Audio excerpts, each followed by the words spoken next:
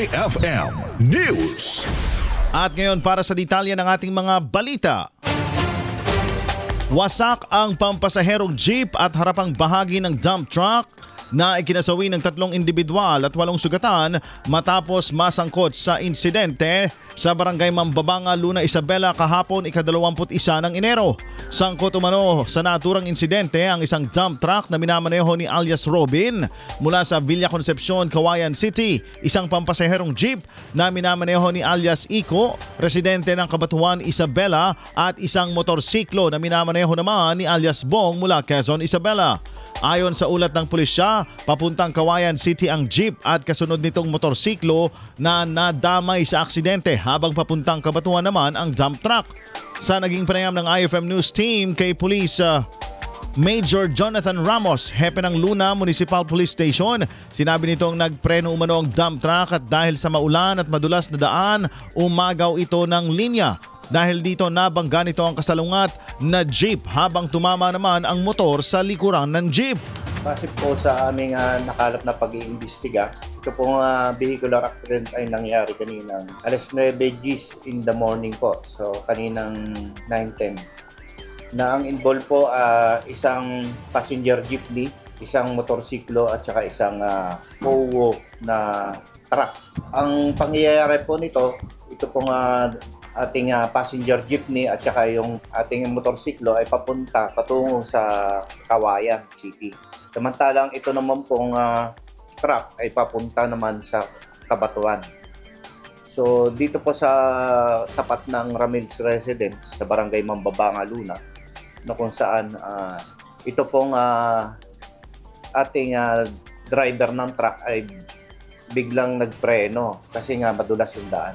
Sa kanyang pagpreno, napunta naman siya sa kaliwang bahagi na kung saan paparating yung jeep at nasalpok niya in collision.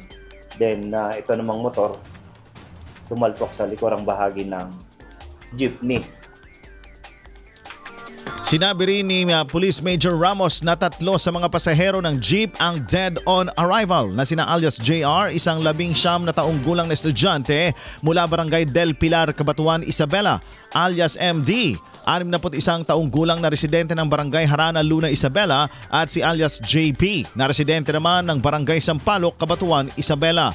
8 naman ang nagtamo ng malalang injury sa katawan at kasalukuyang nasa iba't ibang ospital sa lungsod ng Cauayan. Yung pong occupant na 11 ng jeep, 3 po doon ay dead on arrival sa ating pagamutan. Samantalang yung 8 ay naka-confine po ngayon at nagpapagaling dito sa hospital dito sa Cauayan, sa iba't ibang hospital po sa Cauayan City.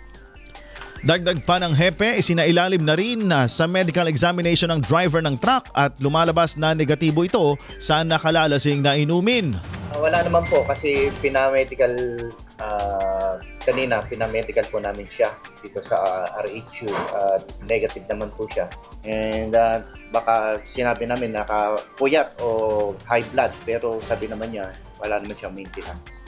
So talagang purely accidental in nature na talagang dumulas.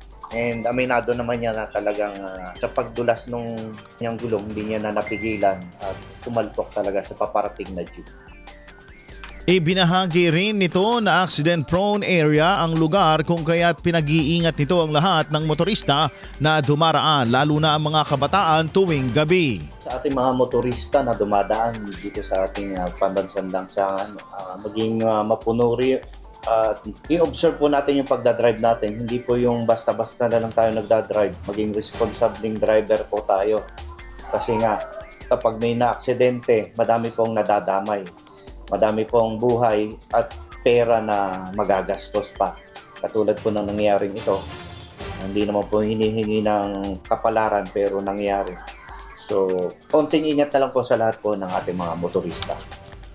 Samantala, nasa kustodiya na ng police or ng Luna Police Station si alias Robin at inaayos na ang mga kasong reckless imprudence resulting to multiple homicide, multiple physical injuries at damage to properties na posibleng isampa sa kanya. IFM News.